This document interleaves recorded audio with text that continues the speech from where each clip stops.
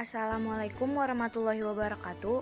Kami dari kelompok 1 yang terdiri dari Kamila Rizkyani, Konsa Naila Rahma, dan juga Safa Amelia akan membawakan tema 4 yang bertemakan Dinamika Persatuan dan Kesatuan dalam konteks Negara Kesatuan Republik Indonesia. Pada bab ini, kita akan mempelajari tentang hakikat Negara Kesatuan Republik Indonesia dan juga persatuan dan kesatuan bangsa Indonesia dari masa ke masa. Dimulai dari hakikat Negara Kesatuan Republik Indonesia. Yang pertama ada konsep negara kesatuan atau unitarisme. Apa itu konsep negara kesatuan atau unitarisme? Menurut C.F. Strong dalam bukunya A History of Modern Political Constitution pada tahun 1963 pada ayat ke-84, negara kesatuan adalah bentuk negara di mana wewenang legislatif tertinggi dipusatkan dalam suatu badan legislatif nasional, di mana kekuasaan negara dipegang oleh pemerintah pusat. Pemerintah pusat dapat menyerahkan sebagian kekuasaannya kepada daerah berdasarkan hak otonomi, tetapi pada tahap terakhir kekuasaan tetap berada di tangan pemerintah pusat. Adapun yang mengartikan bahwa hakikat negara kesatuan yang sesungguhnya adalah kedaulatan tidak terbagi-bagi baik keluar maupun ke dalam dan kekuasaan pemerintah pusat tidak dibatasi.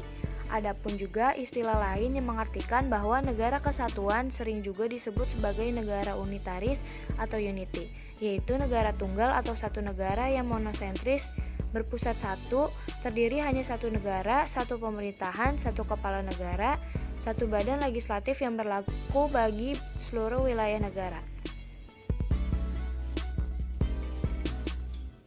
Kemudian negara kesatuan mempunyai dua sistem. Apa sistemnya? Yang pertama ada sentralisasi di mana semua hal diatur dan diurus oleh pemerintah pusat, sedangkan daerah hanya menjalankan perintah-perintah dan peraturan-peraturan dari pemerintah pusat. Daerah tidak berwenang membuat peraturan-peraturan sendiri atau mengurus rumah tangganya sendiri. Kemudian yang kedua ada desentralisasi, di mana daerah diberi kekuasaan untuk mengatur rumah tangganya sendiri atau otonomi swatantra. Untuk menampung aspirasi rakyat di daerah, terdapat parlemen daerah. Meskipun demikian, pemerintah pusat tetap memegang kekuasaan tertinggi. Yang kedua, ada karakteristik Negara Kesatuan Republik Indonesia. Pada pasal 1 ayat 1 Undang-Undang Dasar Negara Republik Indonesia tahun 1945 yang merupakan naskah asli mengandung prinsip bahwa negara Indonesia ialah negara kesatuan yang berbentuk republik. Pasal yang dirumuskan oleh Panitia Persiapan Kemerdekaan Indonesia tersebut merupakan tekad bangsa yang menjadi Sumpah Anak Bangsa pada tahun 1928 yang dikenal dengan Sumpah Pemuda, yaitu satu nusa, satu bangsa, satu bahasa persatuan, yaitu bahasa Indonesia. Karakteristik Negara Kesatuan Indonesia juga dapat dipandang dari segi kewilayahan. Pasal 25A Undang-Undang Dasar Negara Republik Indonesia tahun 1945 menentukan bahwa Negara Kesatuan Republik Indonesia adalah sebuah negara kepulauan yang berciri-ciri Nusantara dengan wilayah yang batas-batas dan hak-haknya ditetapkan oleh undang-undang. Istilah Nusantara dalam ketentuan tersebut dipergunakan untuk menggambarkan kesatuan wilayah perairan dan gugusan pulau-pulau Indonesia yang terletak di antara Samudra Pasifik dan Samudra India, serta di antara benua Asia dan benua Australia. Kesatuan wilayah tersebut juga mencakup beberapa aspek. Yang pertama ada kesatuan politik, yang kedua kesatuan hukum, yang ketiga kesatuan sosial budaya, yang keempat kesatuan ekonomi, serta yang kelima kesatuan pertahanan dan keamanan. Dengan demikian, meskipun wilayah Indonesia terdiri atas ribuan pulau, tetapi semua terikat dalam satu kesatuan negara, yaitu Negara Kesatuan Republik Indonesia. Di dalam Negara Kesatuan juga terdapat semangat kebangsaan, di mana NKRI adalah harga mati. Pernyataan tersebut mengandung makna yang sangat dalam. Dalam pernyataan tersebut juga menggambarkan ketegasan sikap dan cita-cita bahwa negara Indonesia sangat diperjuangkan kemerdekaannya untuk mewujudkan konsep negara kesatuan yang diimplementasikan di bumi Indonesia. Untuk mewujudkan hal tersebut telah banyak pengorbanan yang dilakukan oleh pahlawan, mulai pengorbanan waktu, tenaga, pikiran, harta, bahkan nyawa. Hal tersebut dilakukan karena mereka mempunyai semangat kebangsaan. Di dalam semangat kebangsaan terkandung nilai-nilai yang dapat memperkokoh persatuan dan kesatuan bangsa, yaitu yang pertama ada pro patria dan primus patrialis, yaitu mencintai tanah air dan mendahulukan kepentingan tanah air. Yang kedua, ada jiwa solidaritas dan setia kawan. Yang ketiga, ada jiwa toleransi dan tenggang rasa antar agama, antar suku, antar golongan, dan juga antar bangsa. Yang keempat, ada jiwa tanpa pamrih dan tanggung jawab. Dan yang terakhir, jiwa kesatria dan kebesaran jiwa yang tidak mengandung unsur dendam. Kemudian kita masuk ke dalam materi selanjutnya, yaitu persatuan dan kesatuan bangsa Indonesia dari masa ke masa.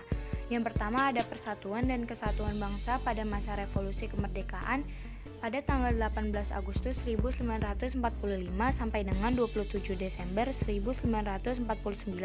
Pada periode ini, bentuk negara Indonesia adalah negara kesatuan dengan bentuk pemerintahan adalah republik, yang mana presiden berkedudukan sebagai kepala pemerintahan sekaligus sebagai kepala negara. Sistem pemerintahan yang dipakai adalah sistem pemerintahan. Dalam periode ini, yang dipakai sebagai pegangan adalah Undang-Undang Dasar 1545. Akan tetapi, dalam pelaksanaannya belum dapat dijalankan secara murni dan konsekuen. Hal ini dikarenakan bangsa Indonesia baru saja memproklamasikan kemerdekaannya. Peralihan Undang-Undang Dasar 1945 yang menyatakan bahwa untuk pertama kalinya presiden dan wakil presiden dipilih oleh PPKI. Dengan demikian, tidaklah menyalahi apabila MPR atau DPR Republik Indonesia belum dimanfaatkan karena pemilihan umum belum diselenggarakan. Lembaga-lembaga tinggi negara lain yang disebutkan dalam Undang-Undang Dasar 1945 seperti MPR, DPR, DPA, dan BPK dan juga Mahkamah Agung belum dapat diwujudkan sehubungan dengan keadaan darurat dan harus dibentuk berdasarkan undang-undang. Pasal 4 Aturan Peralihan UUD 1945 secara langsung memberikan kekuasaan yang teramat luas kepada Presiden. Dengan kata lain, kekuasaan Presiden meliputi kekuasaan pemerintahan negara atau eksekutif, menjalankan kekuasaan MPR dan DPR atau legislatif, serta menjalankan tugas DPA. Kekuasaan yang teramat besar itu diberikan kepada Presiden hanya untuk sementara waktu, supaya penyelenggaraan negara dapat berjalan. Oleh karena itu, PPKI dalam Undang-Undang Dasar 1945 mencantumkan 2 ayat aturan tambahan yang menegaskan bahwa a. Dalam 6 bulan sesudah berakhirnya peperangan Asia Timur Raya, Presiden Indonesia mengatur dan menyelenggarakan segala hal yang ditetapkan dalam Undang-Undang Dasar ini. B. Dalam 6 bulan setelah Majelis Permusyawaratan Rakyat dibentuk, majelis itu bersidang untuk menetapkan Undang-Undang Dasar. Untuk melawan propaganda Belanda pada dunia internasional, maka pemerintahan Republik Indonesia mengeluarkan 3 buah maklumat, yaitu maklumat yang pertama, Maklumat Wakil Presiden nomor 10 tanggal 16 Oktober 1945 yang menghentikan kekuasaan luar biasa dari Presiden sebelum masa waktunya berakhir. Yang kedua, Maklumat Pemerintah tanggal 3 November 1945 tentang pembentukan partai politik yang sebanyak-banyaknya oleh rakyat. Maklumat yang ketiga, Maklumat Pemerintah tanggal 14 November 1945 yang intinya mengubah sistem pemerintahan presidensial menjadi pemerintahan parlementer. Terdapat 5 kabinet parlementer yang dibuat Soekarno. Yang pertama, Kabinet Amir Syarifuddin I, 3 Juli 1947 sampai 11 November 1947. Yang kedua, Kabinet Amir Syarifuddin II, 11 November 1947 sampai 29 Januari 1948. Yang ketiga, Kabinet Hatta I, 29 Januari 1948 sampai 4 Agustus 1949. Yang keempat, Kabinet Darurat Mr. Syafruddin Prawiranegara, 19 Desember 1948 sampai 13 Juli 1949.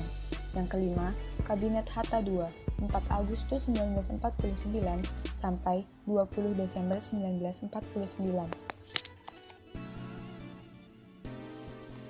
Gerakan-gerakan separatis. A. Pemberontakan Partai Komunis Indonesia (PKI Madiun) 1948.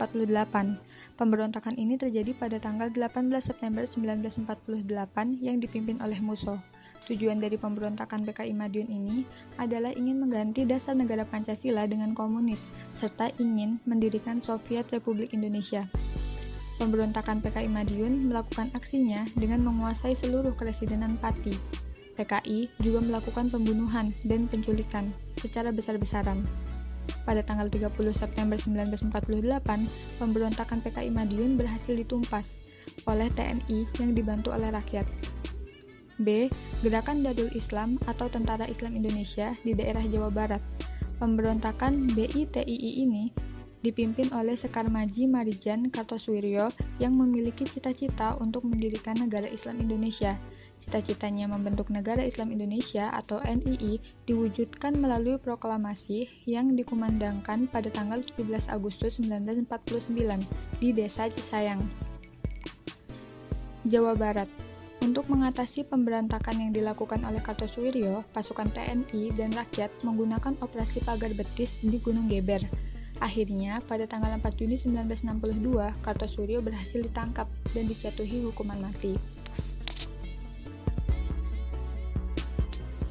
2. Persatuan dan Kesatuan Bangsa pada masa Republik Indonesia Serikat 27 Desember 1949 sampai dengan 17 Agustus 1950. Sistem pemerintahan yang dianut pada periode ini adalah sistem parlementer kabinet semu atau kuasi-parlementer dengan karakteristik sebagai berikut. A. Pengangkatan Perdana Menteri dilakukan oleh Presiden, bukan oleh Parlemen sebagaimana lazimnya. B. Kekuasaan Perdana Menteri masih dicampur tangani oleh Presiden.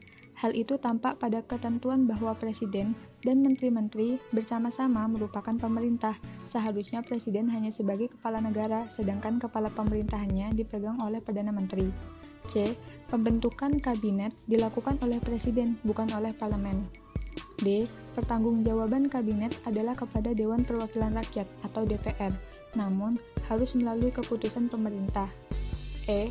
Parlemen tidak mempunyai hubungan erat dengan pemerintah sehingga DPR tidak punya pengaruh besar terhadap pemerintah. DPR tidak dapat menggunakan mosi tidak percaya kepada kabinet. F. Presiden RIS mempunyai kedudukan rangkap, yaitu sebagai kepala negara dan kepala pemerintah. Pada masa Republik Indonesia Serikat juga terdapat gerakan-gerakan separatis yang terjadi di beberapa wilayah Indonesia. Di antaranya, A. Gerakan Angkatan Perang Ratu Adil atau APRA. Gerakan APRA ini dipimpin oleh Kapten Raymond Wasterling. Gerakan ini didasari oleh adanya kepercayaan rakyat akan datangnya seorang Ratu Adil yang akan membawa mereka ke suasana aman dan tentram, serta memerintah dengan adil dan bijaksana. Tujuan gerakan APRA adalah untuk mempertahankan bentuk negara federal di Indonesia dan memiliki tentara tersendiri pada negara bagian RIS. B. Pemberontakan Andi Aziz di Makassar.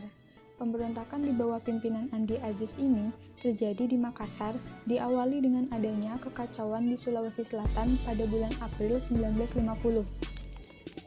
Kekacauan tersebut terjadi karena adanya demonstrasi dari kelompok masyarakat yang anti-federal. Mereka mendesak negara Indonesia Timur segera menggabungkan diri dengan RI.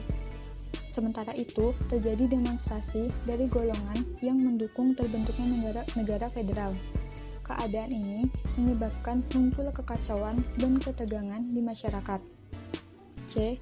Gerakan Republik Maluku Selatan atau RMS. Pemberontakan RMS atau Republik Maluku Selatan ini dipimpin oleh Mr. Dr. Christian Robert Stephen Soumekil yang menolak terhadap pembentukan Negara Kesatuan Republik Indonesia dan memproklamasikan Negara Republik Maluku Selatan pada tanggal 25 April 1950. Mereka ingin merdeka dan melepaskan diri dari wilayah Republik Indonesia. 3. Persatuan dan Kesatuan Bangsa pada masa demokrasi liberal 17 Agustus 1950 sampai dengan 5 Juli 1959.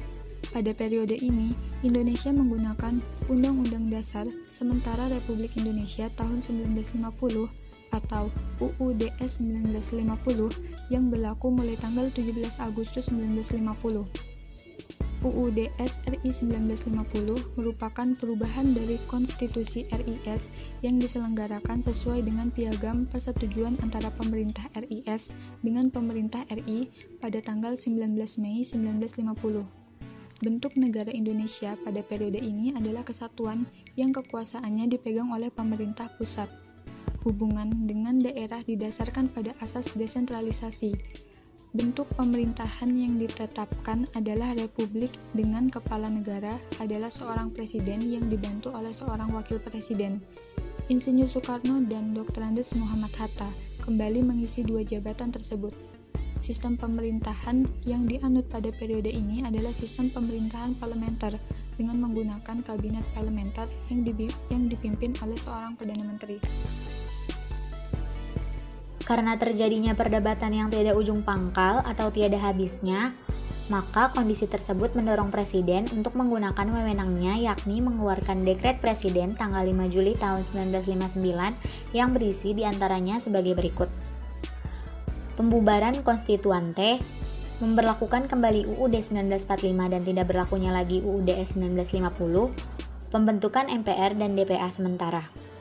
Nah, pada periode ini juga terjadi beberapa gerakan separatis diantaranya Gerakan Darul Islam atau Tentara Islam Indonesia, Pemberontakan PRRI atau Pemersta, Pemerintah Revolusioner Republik Indonesia atau Perjuangan Rakyat Semesta. Nah, selanjutnya Persatuan dan Kesatuan Bangsa pada masa Orde Lama yaitu 5 Juli 1959 sampai dengan 11 Maret 1966. Sejak berlakunya kembali UUD 1945, Presiden berkedudukan sebagai Kepala Negara dan Kepala Pemerintahan. Kabinet yang dibentuk pada tanggal 9 Juli 1959 dinamakan Kabinet Kerja yang terdiri atas Kabinet Inti, Menteri-Menteri ex officio, dan Menteri-Menteri muda sebanyak 60 orang. Adapun beberapa penyimpangan selama pelaksanaan demokrasi terpimpin. Yang pertama, membubarkan DPR hasil pemilu dan menggantikannya dengan pembentuk DPR gotong royong yang anggotanya diangkat dan diberhentikan oleh Presiden. Kedua, membentuk MPR sementara yang anggotanya diangkat dan diberhentikan oleh Presiden. Ketiga, penetapan Ir Soekarno sebagai Presiden seumur hidup oleh MPRS. Keempat, membentuk Front Nasional melalui penetapan Presiden nomor 13 tahun 1959 yang anggotanya berasal dari berbagai organisasi kemasyarakatan dan organisasi sosial politik yang ada di Indonesia. Kelima, terjadinya pemerasan dalam penghayatan Pancasila.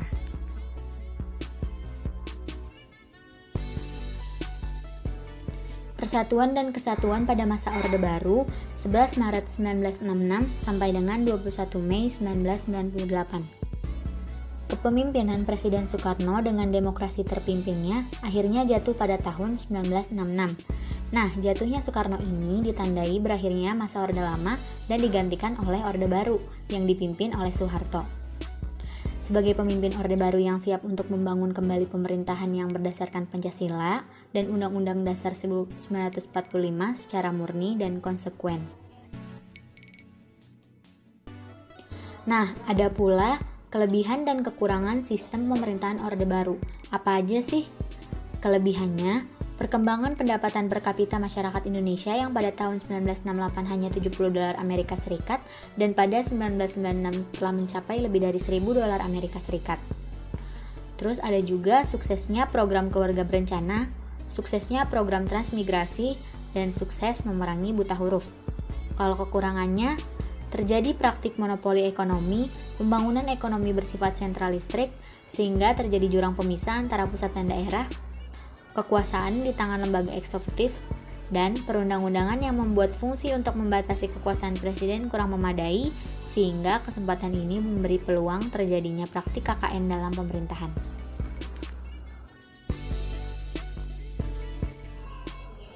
Persatuan dan Kesatuan pada masa reformasi, yaitu periode 21 Mei 1998 sampai sekarang.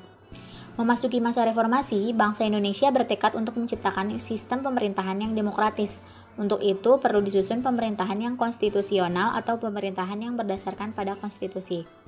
Pemerintahan konstitusional bercirikan bahwa konstitusi negara itu berisi adanya pembatasan kekuasaan pemerintahan atau eksekutif dan jaminan atas hak asasi manusia dan hak-hak warga negara. Selain itu juga terdapat perubahan Undang-Undang Dasar 1945 yang mengubah struktur ketatanegaraan Indonesia. Jika dibandingkan dengan Undang-Undang Dasar 1945 sebelum diubah, maka UUD NRI 1945 terdapat penghapusan dan penambahan lembaga-lembaga negara. Semenjak itu adanya perubahan-perubahan mendasar dalam ketatanegaraan Indonesia setelah perubahan Undang-Undang Dasar 1945, yaitu yang pertama, kedaulatan di tangan rakyat dan dilakukan menurut Undang-Undang Dasar pada pasal 1 ayat 2. Yang kedua, MPR merupakan lembaga bikameral, yaitu terdiri dari anggota DPR dan anggota DPD pada pasal 2 ayat 1. Yang ketiga, Presiden dan Wakil Presiden dipilih langsung oleh rakyat pada pasal 6A ayat 1. Yang keempat, Presiden memegang jabatan selama 5 tahun dan dapat dipilih kembali dalam jabatan yang sama untuk 1 kali masa jabatan pada pasal 7. Yang kelima, pencantuman hak asasi manusia pada pasal 28A sampai 28J. Yang keenam, penghapusan DPA sebagai lembaga tinggi negara. Yang ketujuh, Presiden bukan mendataris MPR. Yang kedelapan, MPR tidak lagi menyusun GBHN. Yang kesembilan, pembentukan Mahkamah Konstitusi atau MK dan Komisi Yudisial KY pada pasal 24B dan 24C. Yang ke-10, anggaran pendidikan minimal 20% pada pasal 31 ayat 4. Yang ke-11, negara kesatuan tidak boleh diubah pada pasal 37 ayat 5. Dan yang terakhir, penjelasan Undang-Undang Dasar 1945 dihapus. Sekian dari kelompok kami, kurang lebihnya mohon maaf. Wassalamualaikum warahmatullahi wabarakatuh.